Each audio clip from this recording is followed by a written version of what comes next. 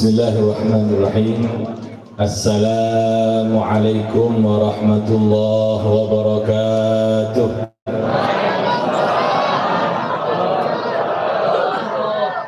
Alhamdulillahi rabbil alamin. Wa bihi nasta'inu ala umuri dunya waddin. Wassalatu wassalamu watta'zimu ala sayyidina Muhammadin Habib Rabbil Alamin wa ala alihi wa ashabihi ajma'in. Amma ba'du, hadratal muwaqqarin yang kami muliakan, para habaib, para ustadz, para tuan guru, para tokoh masyarakat, khususnya Habib Nuh, Habib Husin Asgaf, Habib siapa lagi? Habib Nuh Bahashim, Habib Bagir bin Ali Al-Jufri, dan para habaib yang lainnya yang tidak kami bisa sebutkan satu persatu tanpa mengurangi rasa hormat dan cinta kami kepada mereka. Yang kami muliakan para ustadz, para tuan guru, khususnya Guru Fitri Ansari. Mudah-mudahan panjang umur, sehat afiat dalam taat kepada Allah, selalu bisa membimbing kita ke arah yang benar sesuai dengan salaf kita, diatur kita untuk meniti jalannya orang-orang yang sukses, yang ibadahnya kepada Allah Subhanahu wa taala. Amin Allahumma amin. Yang kami muliakan juga akhina fillah Al-Ustaz Muhammad Ridwan, yang kami muliakan Bapak Pembekal Jilatan Bapak Anang, yang kami muliakan Bapak Pembekal apa ini? Jorong,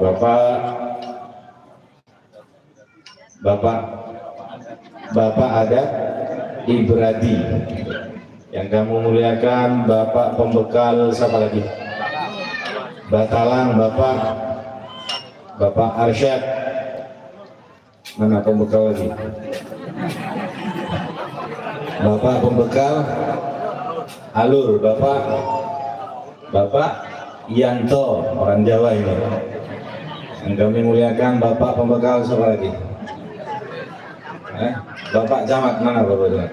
Oh Masya Allah. Yang kami muliakan Bapak Camat Penyipatan. Oh Jorong, mohon maaf. Bapak Camat Jorong ya. Iya betul, Jorong ya. Bapak Haji Zainal Abidin, Masya Allah. Dan kami muliakan para panitia penyelenggara peringatan Isra Mi'raj Nabi Muhammad SAW, sekaligus haul Guru Sekumpul Syekh Muhammad Zaini bin Abdul Ghani. Yang kami muliakan Bapak Ibu hadirin hadirat yang dimuliakan oleh Allah. Mudah-mudahan semuanya yang hadir di tempat ini, kita keluar dari rumah menuju tempat ini, hadirnya adalah untuk memperingati Isra Mi'raj Nabi.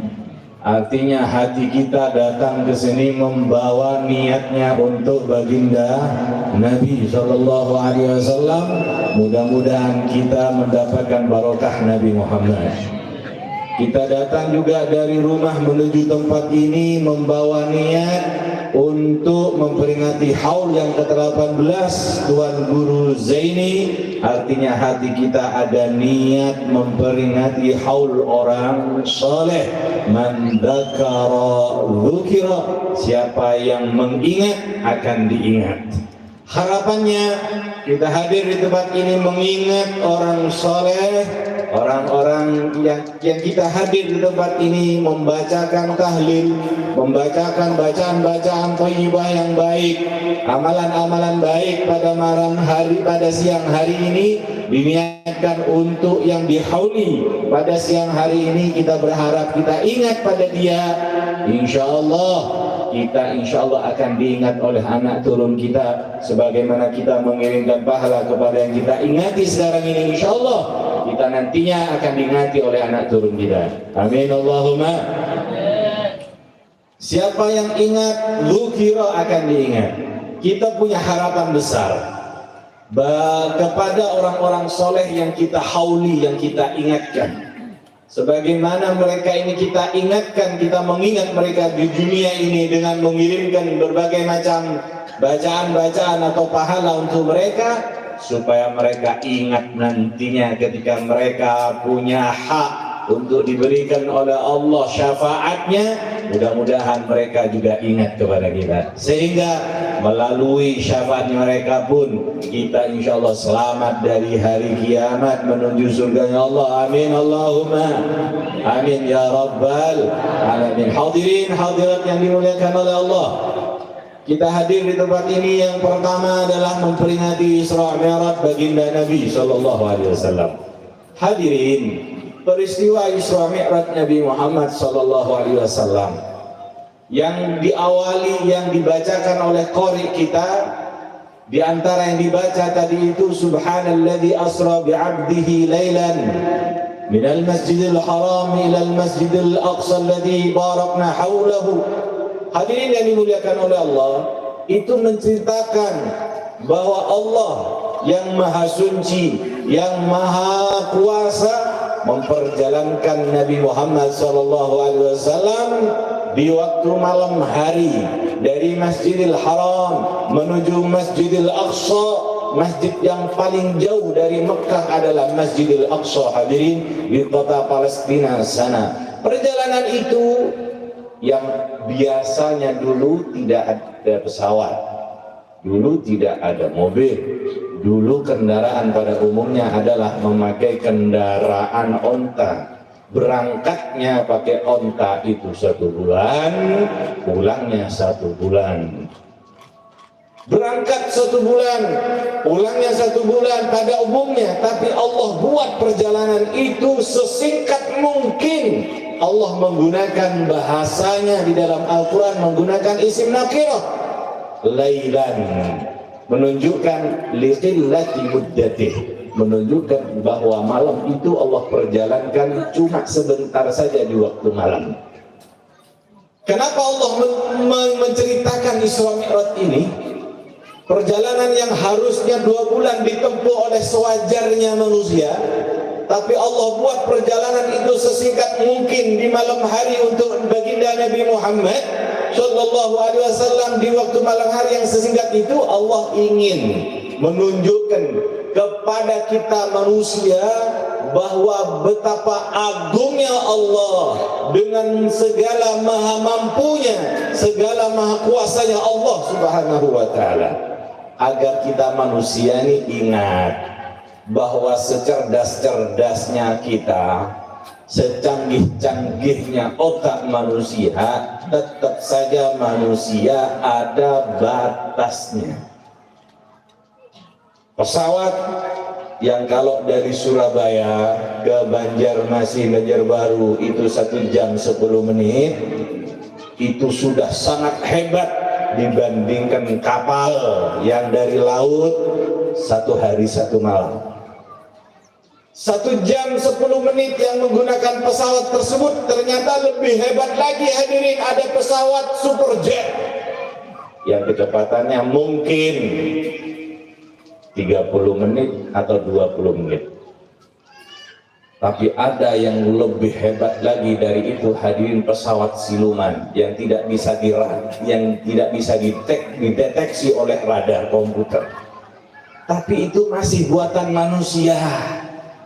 Ada batasnya, ada rusaknya, ada saatnya dia rusak dan binasa. Tetapi Allah Subhanahu wa taala yang maha agung dengan segala kekuasaannya, Allah berangkatkan Nabi Muhammad SAW di zaman yang bukan ada kecanggihan di saat itu, di zaman tidak ada canggih komputer, kendaraan mesin dan apapun tidak ada, tapi Allah buat Nabi Muhammad diberangkatkan dari Masjidil Aqsa yang perjalanan 2 bulan pulang pergi itu hanya 1/4 malam saja di waktu malam hari, agar kita ingat bahwa Allah Subhanahu wa taala maha kuasa, bahwa kita sadar diri kita manusia biasa, penuh salah, penuh khilaf, penuh kekurangan. Oleh karena itu hadirin, cerita Isra Mi'raj ini kita memang mendengarnya melalui telinga kita, melihatnya melalui dengan mata kita, tapi ceritanya harus kita terima dengan cahaya keimanan. Nggak boleh kita mengandalkan otak kita dulu dibandingkan keimanan, kita dahulukan kecerdasan kita dulu, nggak boleh. Harusnya bagi mukmin sejati, apa saja yang datangnya dari Allah dan Nabi Muhammad, iman dulu diandalkan. Iman dulu diandalkan. Ibaratnya begini hadirin, ini keimanan kita ibaratkan senter. Ngerti lah senter? Senter, apa senter bahasa Banjarnya Pak? Sama ya? Kali aja beda. Senter, kemudian iman ini diibaratkan senter. Misalkan nanti pemadaman di malam hari, kita mau mengambil sesuatu yang bercahaya, mau melangkah, kita mau mengambil sesuatu, kita berdiri, kita langkahkan kaki kita dulu atau nyalakan senter dulu. Kalau kita melangkahkan kaki dulu lalu kita nyalakan senter, kita buta, di saat itu gelap. Siapa tahu di depan ada jalanan yang licin, ada jeglongan. Apa bahasa Banjar jeglongan? Lobang. Ada apa? Lobak. Iya, lobak. Apa? Sama ya? Atau lobak, jeglongan, jalanan licin, atau ada duri depan, kita nggak tahu. Kenapa? Karena buta, di saat itu gelap. Ini ibaratnya orang yang selalu mengandalkan otaknya, baru kemudian iman di belakang. Jadi ditalar dulu dengan otaknya, dinalar dulu dengan otaknya. Oh ini masuk akal diterima, oh ini tidak masuk akal tidak diterima. Nggak begitu kalau itu datang dari Allah. Yang masuk akal, yang tidak masuk akal kita harus iman. Yang masuk akal kita mudah untuk mempercayainya, mengimaninya. Yang tidak masuk ke akal diuji kebenaran keimanan kita. Tapi ibaratnya kita punya keimanan itu, ibaratnya kalau itu lagi gelap, kita berdiri, kita nyalakan lampu dulu. Dengan lampu itu, dengan senter itu kelihatan di depan hadirin, mana itu lobak, mana itu lobang, mana itu jalan licin, mana itu duri-duri yang akan menusuk ke kaki kita. Kita akan tahu kenapa? Ada cahaya keimanan. Maka dengan itu, cahaya keimanan inilah yang menggiring manusia untuk meniti jalannya yang benar dan selamat di dunia dan bahagia di akhirat. Amin Allahumma. Hadirin yang dimuliakan oleh Allah, kita nggak akan sedetail mungkin menceritakan Isra Mi'raj karena waktunya nggak akan cukup. Banyak kitab hadirin menceritakan tentang Isra Mi'raj. Ada Ad-Dardir, kitabnya tipis, kurang lebih 113 halaman. Oh tidak, kurang lebih hanya 27 halaman. 27 halaman, tapi kalau mau kita baca mungkin 2,5 jam. Kelihatan dari muka pian kada sanggup. Ada kitab juga karangan Profesor Dr. Abu Yasir Muhammad bin Alwi Al-Maliki Al-Hasani, nama kitabnya Al-Anwarul Bahiyah, 113 halaman. Kira-kira 3,5 jam lah Bu. Sanggup pian? Mudah-mudahan sanggup pian, tapi ulun saya yakinkan nggak sanggup. Hadirin yang dimuliakan oleh Allah, kita nggak ceritakan semuanya karena keterbatasan waktu kita ambil dari cerita Isra Mi'raj ini berbagai hikmah-hikmah, mudah-mudahan manfaat dan barokah. Hadirin yang dimuliakan oleh Allah, Nabi Muhammad SAW diberangkatkan oleh Allah melalui kendaraan buruk yang warna putih. Kendaraan yang sangat super cepat itu, kendaraan ini adalah kendaraannya para nabi, dan mudah-mudahan ini nanti di surga kita bisa mengendarinya. Amin. Dijemput dengan kendaraan buruk, dikawal oleh malaikat Jibril dan oleh malaikat Mikail. Dijemput, tiba-tiba datang jemputan itu lalu berangkat, atas sana dengan cepatnya, melihat di bawah, seakan melihat di bawah itu kelihatan perkebunan, banyak perkebunan kurma. Lalu malaikat Jibril memerintahkan kepada Nabi Muhammad untuk inzil, ya Muhammad inzil fasalli, turun wahai Muhammad, salat kamu di sana. Nabi lakukan sholat di sana 2 rakaat. Setelah selesai sholat, naik lagi kendaraan Buraq. Lalu kemudian malaikat Jibril bertanya, ya Muhammad, atadri aina shallait? Wahai Muhammad, apakah kamu tahu di mana kamu sholat barusan? Nabi Muhammad mengatakan, ana la adri, saya tidak tahu wahai malaikat Jibril. Lalu Jibril memberitahu, dzaka Thaibah wa ilaihal muhajarah. Wahai Muhammad, itu tadi yang kau sholat di sana, itu adalah kota Thaibah. Kamu nanti hijrah di sana. Yang tahu kota Thaibah di mana, Bu? Nggak tahu. Dulu ada munsyidah perempuan yang bergandeng dengan Haddad Alwi, perempuan sulis. Ya Thaibah, ya Thaibah. Pernah dengar? Pernah? Berarti ngerti ya? Alhamdulillah. Saya kira cuma ngerti artis saja biar nih. Alhamdulillah. Apa artinya ya Thaibah, ya Thaibah? Wahai kota Madinah. Nama lain daripada kota Madinah itu adalah Thaibah. Kata Nabi, kamu sholat tadi itu 2 rakaat, itu adalah kota Thaibah, dan nanti kamu akan hijrah di sana, akan wafat di sana dan meninggal di sana. Hadirin yang dimuliakan oleh Allah, berangkat lagi menaiki kendaraan Buraq itu dengan cepat, lalu kemudian di bawahnya melihat pegunungan. Lihat pegunungan, pegunungan itu disebut pegunungan Tursina. Tursina ini adalah tempat di mana Nabi Musa alaihissalam dimampukan oleh Allah untuk ngobrol dengan Allah. Sebelum Nabi Musa ini bermunajat dengan Allah, mendengar kalamnya Allah, ngobrol bareng dengan Allah di Bukit Tursina itu, Nabi perintahkan kepada Nabi Musa, Allah perintahkan kepada Nabi Musa untuk khulwat 30 hari. Siang berpuasa, malamnya zikir munajat kepada Allah selama 30 hari. 30 hari itu di bulan Dzulqa'dah. Selesai 30 hari berpuasanya, khalwatnya, karena dia merasa cukup khalwatnya 30 hari puasa itu, lah karena dia kemudian berpikir, oh ini puasa itu aroma nafasnya tidak sedap, ini mau ketemu dengan Allah kok nggak sedap, akhirnya beliau siwak. Ditegur oleh Allah, kalau puasa nggak boleh siwak. Dan begitulah syariat kita Nabi Muhammad SAW. Kalau lagi puasa makruh hukumnya menggunakan siwak. Adapun kemakruhannya, ulama fikih beda pendapat. Ada yang mengatakan makruh bagi orang puasa itu mulai berpuasa, yaitu setelah terbit matahari atau di waktu subuh sampai mau buka puasa. Ada yang mengatakan makruhnya orang memakai siwak di waktu puasa setelah bedok zuhur, setelah tergelincir matahari baru makruh, kalau sebelumnya tidak makruh. Inilah ikhtarahul Imam An-Nawawi. Walhasil makruh. Nabi Musa merasa, oh saya puasa, aromanya orang berpuasa itu tidak sedap.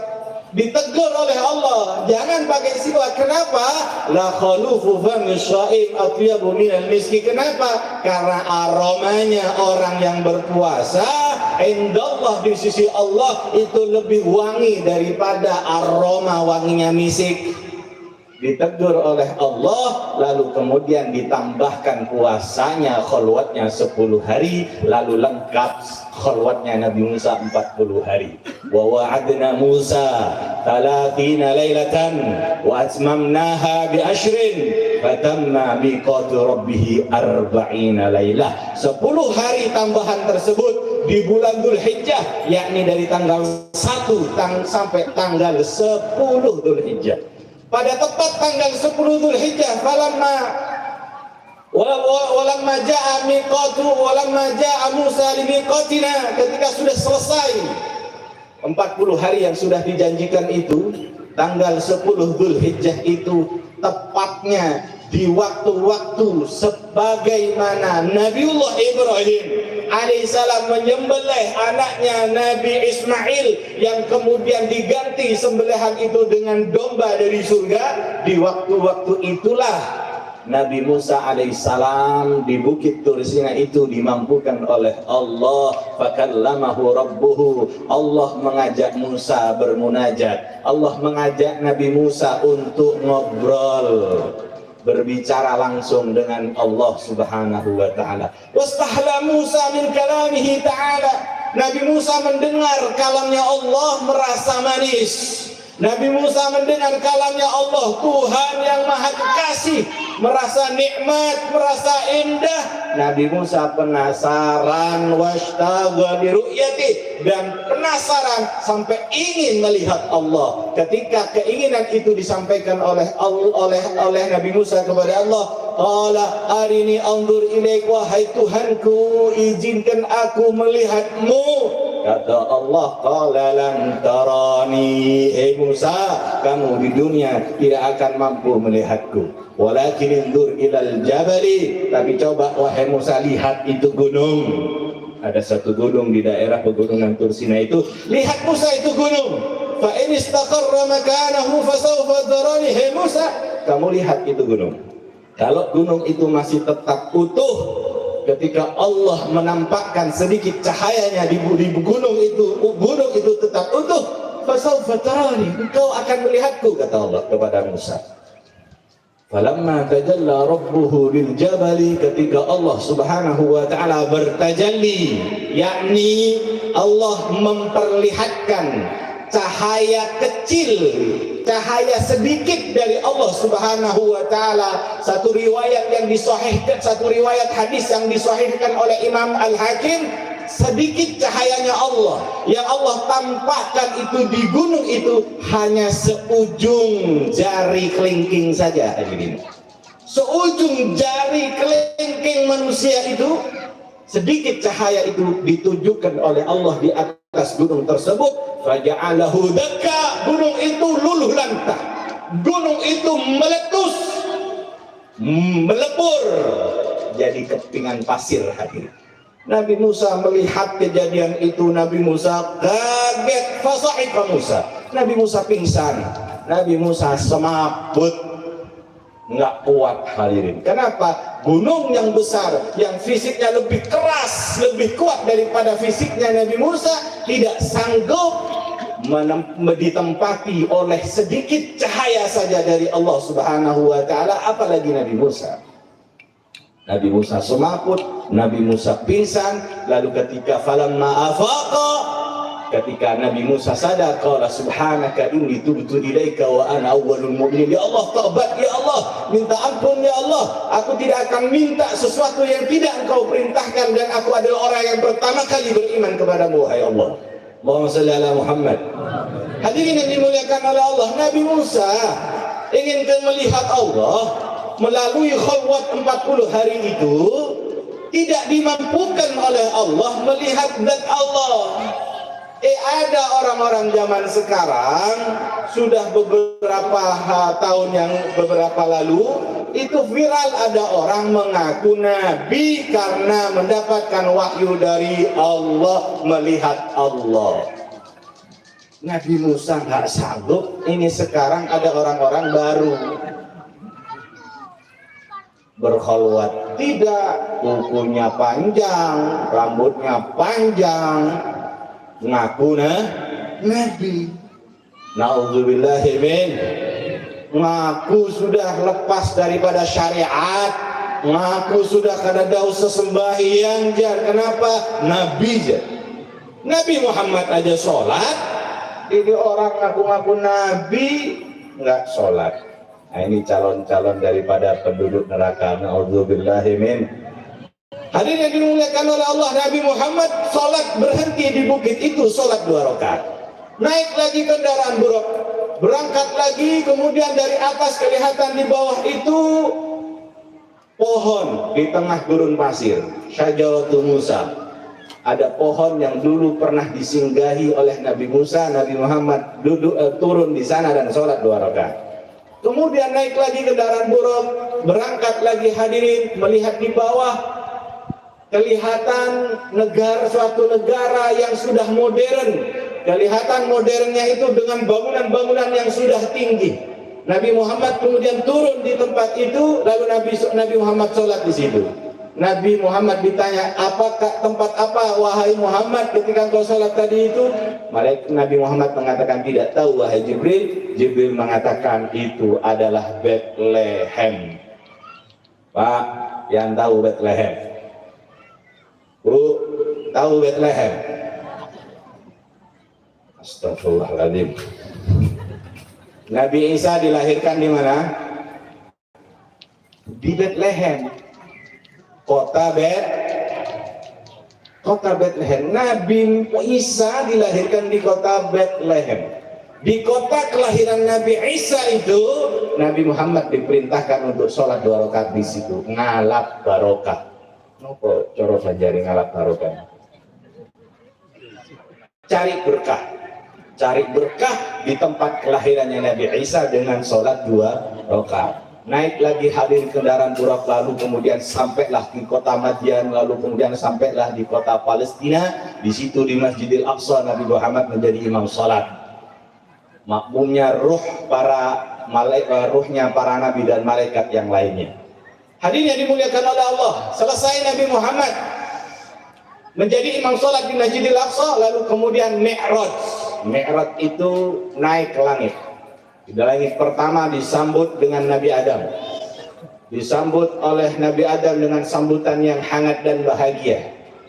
Kemudian mau naiki ke langit yang kedua, Nabi Muhammad diperlihatkan oleh Allah berbagai macam keagungan daripada kekuasaan Allah Subhanahu wa ta'ala.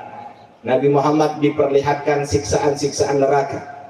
Ada di antara siksaan neraka yang Nabi Muhammad diperlihatkan oleh Allah, fa'idha binisa'in mu'allaqatin bithudiyihinna fa'idha binisa'in mu'allaqatin biarjulihinna. Nabi Muhammad diperlihatkan oleh 2 kelompok wanita. Kelompok wanita pertama, ia diikat dadanya digantung. Ada kelompok wanita yang kedua, diikat kakinya digantung terbalik, disiksa sedemikian pedihnya. Fasami'ahunna yadhujibna ilallah. Nabi Muhammad mendengar jeritan sakit siksaan wanita yang digantung dadanya, digantung kakinya terbalik ini di neraka jahanam. Mengerikan sekali. Nabi Muhammad SAW bertanya, wahai Jibril, siapa mereka? Man haula? Siapa mereka Jibril? Jibril mengatakan haula'i ummatuk. Wahai Muhammad, itu bagian daripada umatmu. Malaikat Jibril hanya menerangkan itu bagian umatmu. Malaikat Jibril hanya menerangkan itu bagian umatmu dari kalangan wanita, wahai Muhammad. Malaikat Jibril tidak menyebutkan, untung Bu, Malaikat Jibril tidak menyebutkan itu adalah umatmu kalangan wanita di desa Johor. Jorong ya, salah lagi. Untung Malaikat Jibril nggak begitu. Mudah-mudahan tidak terjadi pada keluarga dan keturunan kita siksaan yang semacam ini, hadirin. Siapa mereka yang disiksa sedemikian pedihnya itu? Allati yaznina wa yaqtulna auladahunna. Mereka adalah wanita-wanita umat Nabi Muhammad yang berzina dan membunuh anaknya.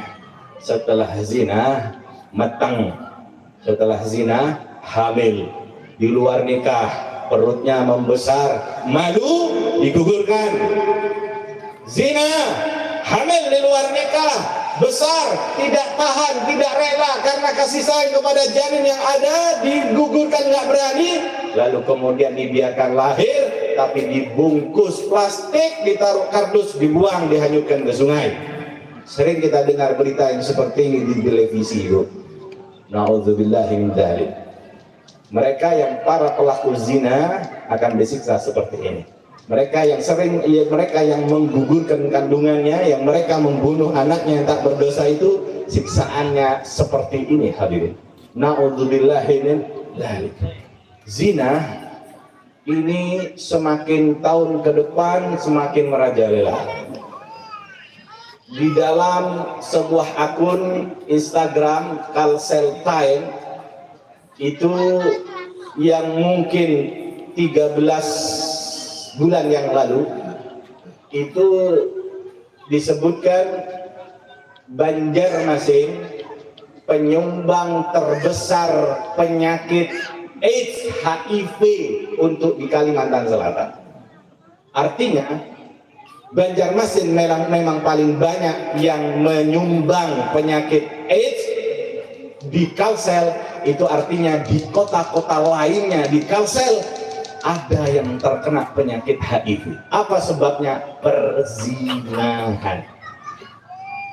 Yang lebih miris lagi hadirin, di salah satu kota di Jawa Timur tahun 2021 ada 266 siswa-siswi SMP SMA mengajukan di Kementerian Agama dispensasi menikah. Di tahun 2022 sebanyak 191 siswa-siswi SMP SMA mengajukan dispensasi menikah. Di tahun 2023 di minggu pertama sebanyak 7 orang siswa-siswi SMP SMA mengajukan dispensasi menikah. Kenapa harus mengajukan dispensasi menikah? Karena mereka mau menikah belum cukup umur, nggak boleh, karena peraturan di Indonesia harus minimalnya 19 tahun. SMP berapa tahun umurnya? SMA masih berapa tahun umurnya? Belum cukup 19 tahun. Kenapa kok harus mengajukan dispensasi menikah? Kenapa kok harus mau menikah di saat muda SMP dan SMA? Sebabnya karena hamil duluan. Betul? Bu, Pak, Islam tidak melarang umat ini menikah muda. Dicontohkan oleh Nabi Muhammad. Nabi Muhammad menikahi Siti Aisyah umur 9 tahun. Siti Fatimah menikah muda umur 18 tahun. Silahkan menikah muda. Yang menjadi miris, mereka mengajukan dispensasi menikah itu maksa menikah karena hamil duluan, ini sebabnya. Kenapa hamil duluan? Karena zina. Kenapa zina? Karena pacaran.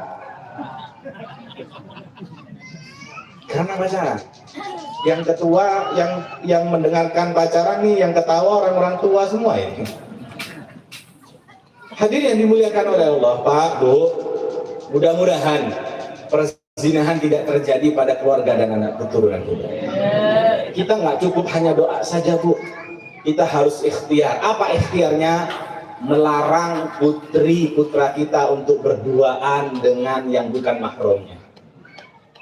Pak, saya izin Pak belajar kelompok. Di mana belajar kelompok? Di kafe. Nggak ada ceritanya belajar kelompok di kafe. Itu pacaran. Jangan diizinkan putra-putri kita pacaran boncengan sama laki-laki yang bukan mahramnya. Jangan, larang. Kalau perlu keras-keras nggak masalah. Paksa untuk tidak pacaran. Kenapa? Karena sejatinya Anda memaksa putra-putri Anda untuk tidak pacaran, sejatinya Anda sedang memaksa putra-putri Anda untuk masuk surga. Nggak masalah memaksa anak kita untuk masuk surga daripada Anda sukarela anak Anda masuk neraka. Apa kok maksudnya sukarela masuk neraka? Anda izinkan mereka diapeli, Anda izinkan anak Anda dijemput oleh mobil, Anda izinkan putri Anda dibawa ke kafe, dibawa kemana saja, pacaran hanya karena laki-lakinya baik, orangnya baik, datang ke rumah pakai sarung, datang ke rumah pakai kopiah putih lagi, Bu, anak soleh, Bu. Nggak ada ceritanya orang soleh pacaran, betul? Bungas lagi, datang pakai mobil Innova, datang ke rumah pakai bawa terang bulan. Lalu Bu, bagaimana? Ya saya izinkan, ibu-ibu disodok terang bulan sudah mau. Gara-gara terang bulan putrinya dibawa, pulang-pulang perutnya masuk angin. Naudzubillahi min dzalik, orang tua yang mengizinkan putra-putrinya pacaran, zina, orang tuanya juga dapatkan dosanya. Intabi, hati-hati. Hati-hati. Pemuda-pemudi yang belum menikah, tahan keinginan nafsu kita. Tahan hadirin, khususnya yang para wanita yang belum menikah, tahan wanita, tahan. Jangan mudah tergoda oleh omongan manisnya pria, aku cinta padamu, jangan. Katakan kamu cinta padaku ke rumah, membawa 2 saksi, bawa mahar tentunya. Katakan aku cinta padamu setelah qabil tuh, katakan. Tapi kalau sebelum qabil tuh haram hadirin untuk pacaran. Oh beb, kita sudah tunangan beb, sudah bayar jujuran 60 juta. Bunga sebenar berarti. Sudah jujuran, sudah tunangan 60 juta jujurannya. Berapa hari lagi menikah? 1 minggu lagi beb. Bahkan sudah tukar cincin, cincinnya ganal pulang. Oh, akik Yaman kali. Terus bagaimana? Ya nggak apa-apa dong beb, kita keluar. Nggak apa-apa dong beb, kita pacaran. Kan sudah tunangan. Insya Allah 1 minggu lagi kita menikah. Bapak Ibu yang dimuliakan oleh Allah, walaupun sudah tunangan, jangankan 1 minggu.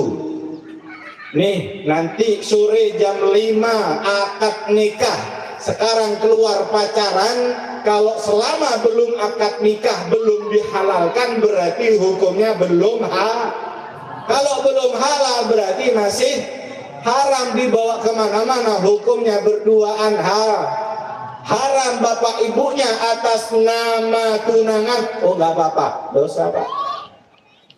Yang berdua, yang lagi bucin ini, oh nggak apa-apa beb, atas nama cinta. Para wanita perhatikan, kalau calon pasangan Anda itu dia beneran cintanya karena Allah, ia tidak akan melecehkan Anda. Kalau cintanya betulan karena Allah, ia akan menjaga dan menghormati Anda. Kalau dia beneran cintanya karena Allah, ia tidak akan jatuh kepada kemaksiatan zina. Kenapa? Cintanya karena Allah. Apa-apa kalau dikaitkan karena Allah, ada takwa di dalamnya hadirin. Tapi sebaliknya kalau tidak ada cinta karena Allah, itu tadi pelecehan atas nama cinta. Bukan cinta, itu nafsu. Naudzubillahi min dzalik. Itu data tadi yang saya sebutkan, itu mereka yang terdaftar mengajukan dispensasi menikah. Yang tidak terdaftar lebih banyak lagi hadirin. Yang digugurkan sembunyi-sembunyi lebih banyak. Yang anaknya dibunuh karena aib keluarga lebih banyak hadirin. Itu hanya data yang terdaftar saja. Yang tidak terdaftar lebih banyak lagi, dan itu hanya salah satu kota di Jawa Timur. Belum lagi di kota di Kalimantan Selatan. Na'udzubillahi min dzalik. Mari, adanya peringatan yang seperti ini, kita kembali kepada syariat Nabi Muhammad. Kembali kepada ajaran Nabi Muhammad. Jangan berduaan dengan laki-laki yang bukan mahramnya, karena hukumnya haram. Apalagi dibawa keluar yang bukan mahramnya. Pacaran haram, jangan. Na'udzubillahi min dzalik. Kalau kemudian sampai terjadi hadirin perzinahan, lalu kemudian hamil di luar nikah, lalu kemudian merasa malu dengan kandungan tersebut, digugurkan kandungannya, merasa malu dengan janin yang ada di perutnya, dilahirkan lalu dibuang. Hati-hati, nanti janin yang digugurkan itu, anak yang dibunuh, yang dibuang itu, nanti di hadapan Allah ia akan berteriak-teriak minta tolong, mengadu kepada Allah, seraya mengatakan anal mazlum, ya Allah, aku dizalimi ya Allah, aku digugurkan, aku dibunuh ya Allah, aku dihanyutkan di sungai ya Allah. Akhirnya ya Allah, ini wanita yang menggugurkan aku, ini wanita yang membunuhku, ya Allah. Diseret-seret kakinya hadirin di hadapan Allah, diadukan kepada Allah, tanya ya Allah kepada perempuan ini, kenapa menggugurkanku, kenapa dia membunuhku? Faqala Allah Ta'ala, kepada perempuan ini Allah berkata, ya fulana, hai perempuan, ya hadhihi, hai perempuan ini, lima qataltihi wa qad haramtu qatlan nafsi illa bil haq. Kenapa kau gugurkan kandungannya? Kenapa kau bunuh anakmu yang tak berdosa itu? Padahal aku telah mengharamkan untuk menggugurkan kandungan, membunuh jiwa yang tak berdosa kecuali dengan hak. Kenapa kau gugurkan? Kenapa kau bunuh? Kenapa kau hanyutkan di kali? Kenapa kau buang di tong sampah terbungkus dengan kardus? Allah marah semarah-marahnya hadirin. Dipanggillah malaikat Malik penjaga neraka. Diseret-seret wanita yang melakukan dosa seperti ini, tangannya diikat di leher, dibelenggu oleh rantai yang terbuat dari api neraka jahanam, diseret-seret dibawa ke neraka jahanam yang sangat luas itu, berlobang-lobang, banyak lobang di neraka jahanam itu. Salah satu lobang di neraka jahanam itu ada nama lobang Jabbul Ahzan. Wanita yang seperti ini dilemparkan ke bawah hadirin, di mana sudah siap di bawah itu tawonnya, kalajengkingnya, ularnya, binatang-binatang buas yang lainnya yang siap menggigit, menyengat dan menerkam para wanita yang melakukan dosa seperti ini. Nggak cukup siksaan itu berhenti di situ hadirin. Wa zabaniyatun fi aydihim haramun tak'adul mu'adzabin. Dan di situ nanti ada malaikat Zabaniyah yang Allah khususkan pada malaikat Zabaniyah untuk menyiksa, menikam, menusuk-nusuk dengan tombak yang ada di tangannya kepada para pendosa-pendosa seperti ini. Na'udzubillahi min. Sebelum terjadi hadirin, hindarkan, jauhkan anak putri kita dari yang namanya pacaran. Pacaran setelah menikah, pacaran sebelum menikah banyak kecewanya. Pacaran setelah menikah alangkah indahnya dan banyak pahalanya. Allahumma sholli ala Muhammad. Mudah-mudahan yang belum menikah, para wanita yang belum menikah, mudah-mudahan dapat jodoh laki-laki yang soleh. Para laki-laki yang belum menikah, mudah-mudahan dapat perempuan yang solehah. Yang sudah menikah, mudah-mudahan segera ditambah oleh Allah rezeki dan anak-anaknya. Amin Allahumma. Bapak-bapak sudah telanjur, amin.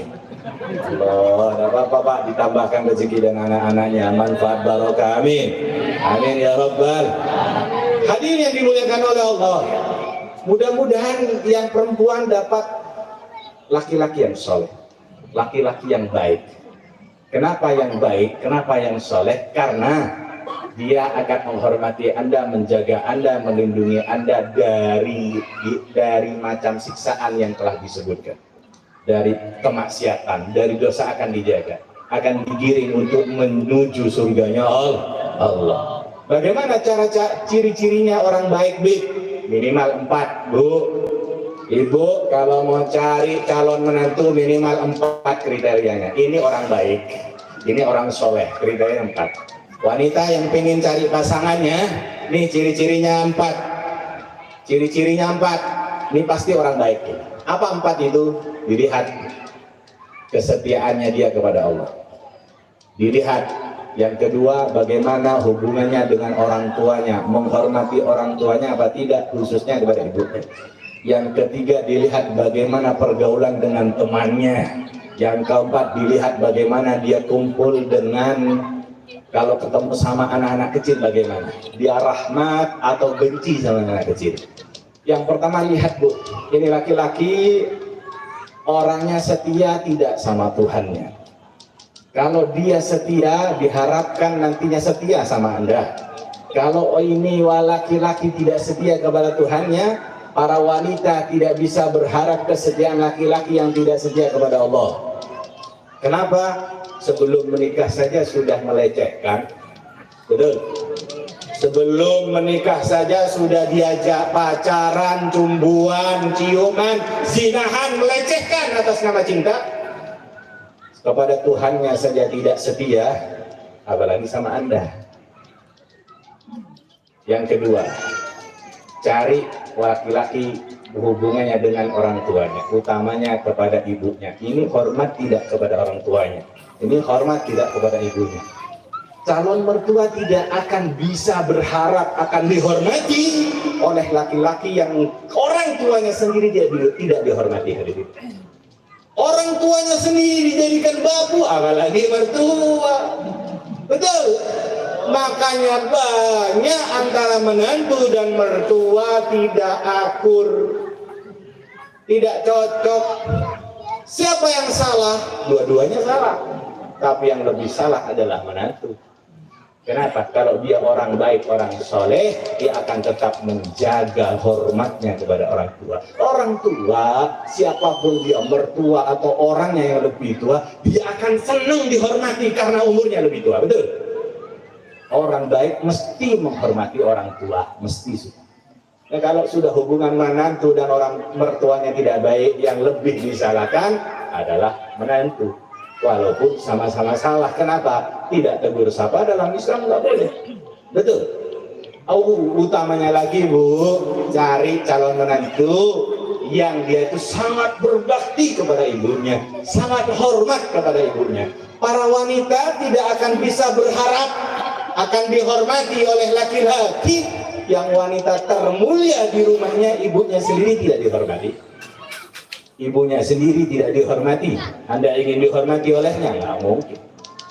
Dia berada di rahim ibunya Bu selama 9 bulan, 2 tahun digendong, disusui, sakit, ibunya pusing, tumbuh besar 20 tahun bersama ibunya.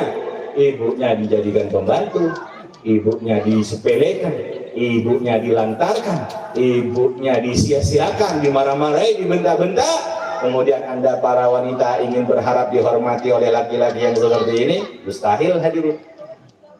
Cari laki-laki yang hormat kepada kedua orang tua. Siapa biasanya mereka ini yang bisa menghormat kedua orang tuanya? Kebanyakan mereka orang yang berpendidikan agama. Siapa mereka? Para alumni pesantren. Maka cari yang santri. Maaf, saya sudah menikah, jangan saya. Ustadz Ridwan mungkin. Ustadz, belum. Oh sudah aja. Cari yang ustadz, cari yang soleh. Yang ke berapa?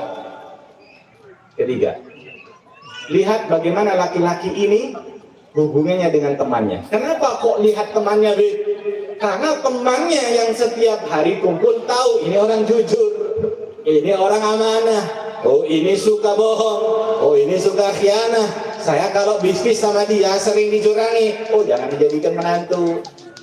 Oh saya ini kumpul sama dia terus ke majelisnya Ustadz Fitri ya, Ustadz Fitri, saya hadir di majelisnya Ustadz Ridwan, dia ikut juga, Bid.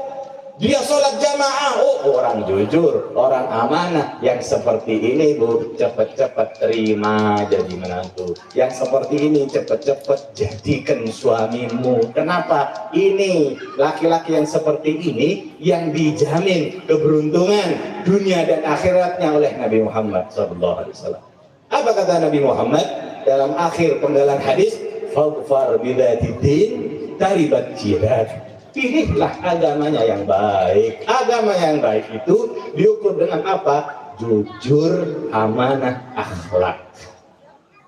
Kalau orangnya sudah jujur, amanah, akhlak baik, dah ini yang dijamin oleh Nabi Muhammad keberuntungan dunia dan akhirat. Nggak usah lagi Bu ditanya kalau ada orang datang, nak kamu pekerjaannya apa? Gajimu berapa sebulan?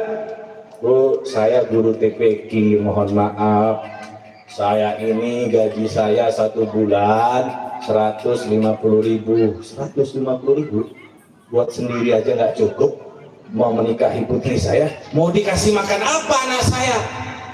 Buat ustadz yang seperti ini, buat laki-laki yang seperti ini, ditanya oleh calon mertuanya mau dikasih makan apa, jawab dengan santai dan sopan, Bu, tetap saya kasih makan nasi. Betul nggak? Apa kalau nanti ada orang dari menantu Anda itu kaya karena bos batubara akan dikasih camilan batubara, boleh?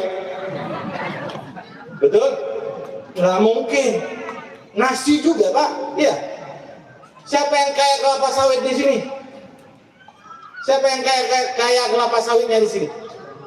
Akan dikasih istrinya es kelapa sawit? Siapa yang kaya dengan minyak di sini? Apa mau dikasih dengan es blender solar? Nggak mungkin, tetap dikasih nasi, minumannya air. Bahkan yang kaya pun kadang-kadang nggak bisa makan nasi. Kenapa? Penyakitan, diabetes. Betul. Jangan khawatir untuk yang diabetes. Jangan khawatir, tetap makan nasi nggak apa-apa, asalkan nasinya dimasak dari api, jangan magicom. Nggak masalah, karena disebutkan di dalam Al-Bajuri, disebutkan bahwa Allah menciptakan segala tumbuhan ini dari nurnya Nabi Muhammad, pakai perantara, kecuali nasi Allah ciptakan dari cahayanya Nabi Muhammad, tidak pakai perantara. Oleh karenanya kalau makan nasi disunnahkan baca sholawat. Zaman itu dikatakan riwayat ini, zaman itu belum ada magicom, jadi masaknya pakai api. Kalau pakai magicom ya nggak bisa dijamin. Jangan khawatir, mudah-mudahan yang kena diabetes cepat sembuh. Yang tidak kena mudah-mudahan tidak kena, amin. Amin ya rabbal alamin. Idza ja'akum man tardawnahu dinahu wa khuluquhu fazawwijuh, kata Nabi. Kalau ada orang datang ke rumahmu, ngelamar putrimu, ngelamar putri Anda, kamu suka kepada orang ini, agamanya baik, jujur, amanah, akhlaknya bagus, fazawiju, terima, kawinkan dia cepat-cepat. Kalau kamu tolak, maka nanti wa illa takun fitnatun fil ardi wa fasadun kabir. Nah, kalau kamu tolak, ini orang baik datang ke rumahmu, kamu tolak karena dia nggak kaya, nanti akan jadi kerusakan dan fitnah besar di muka bumi. Apa diantaranya? Dia sudah cinta sama cinta, gara-gara orang tuanya minta jujurannya 60 juta, tidak mampu, diculik, Bu, nggak dikembalikan. Akhirnya apa? Wala jujuran 60 juta, 30 juta nggak dapat, putri Anda diculik. Putri Anda akhirnya dikembalikan dengan bonus berbadan dua. Nauzubillahi min dzalik. Buat apa sih jujuran mahal-mahal? Oh, untuk biaya pernikahan, kan biaya pernikahan yang menjadikan mahal, betul. Sudah sunnahnya Nabi itu aulim walau bisyatin, buatlah walimah pernikahan itu walaupun hanya seekor kambing. Ada apa kok sampai 60 juta? Kasihan Pak, laki-lakinya ini yang tidak mampu.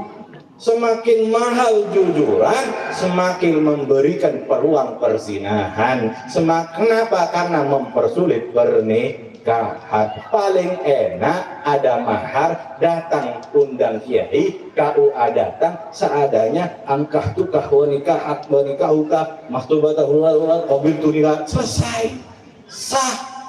Itu keperluannya dalam menikah. Adapun resepsi itu nggak dianjurkan, Pak. Betul para laki-laki. Semangat ya nih. Mudah-mudahan cepat menikah. Mudah-mudahan dimudahkan dengan segala urusan nikahnya. Yang laki-laki belum bisa bayar jujuran, mudah-mudahan diberikan rezeki halal yang banyak, melimpah dan barokah. Mudah-mudahan segera datang jodohnya yang solehah. Mudah-mudahan semuanya wanita yang belum menikah segera dapat jodohnya yang soleh. Amin ya rabbal. Allah kabulkan semua hajat kita insyaallah. Berkah bulan Rajab, berkah Syekh Zaini bin Abdul Ghani, berkah daripada peringatan Isra Mi'raj baginda Nabi Muhammad sallallahu alaihi wasallam. Allah berkahi bulan Rajab kami, Allah berkahi bulan Syaban kami, Allah sampaikan kami di bulan Ramadan. Allah berikan taufik hidayah di bulan Ramadan, kita bisa berpuasa, bisa baca Quran, bisa baca Quran, dan bisa membangun malam-malam bulan Ramadan dengan ibadah taat kepada Allah Subhanahu wa taala. taala. Allah berikan hajat kita segera mungkin diijabah oleh Allah. Yang ingin hajah haji mudah-mudahan segera diijabah. Yang ingin hajah umrah mudah-mudahan segera diijabah oleh Allah.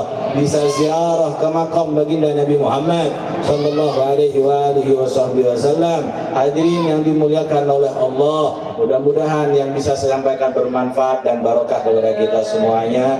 Ada kurang lebihnya saya mohon maaf yang sebesar-besarnya. Ada kata salah ucap yang menyinggung hati hadirin semuanya, saya minta maaf yang besar-besarnya. Namun saya ingatkan, orang yang mudah tersinggung biasanya cepat mati. Wallahul muwaffiq ila aqwamit thoriq. Assalamualaikum warahmatullahi wabarakatuh. Waalaikumsalam warahmatullahi wabarakatuh. Alhamdulillah, begitu banyak pelajaran yang diberikan oleh Al-Habib kepada kita. Mudah-mudahan kita dapat mengamalkan dan menjalankannya dalam kehidupan kita. Amin ya rabbal alamin. Hadirin yang dirahmati Allah Subhanahu wa taala.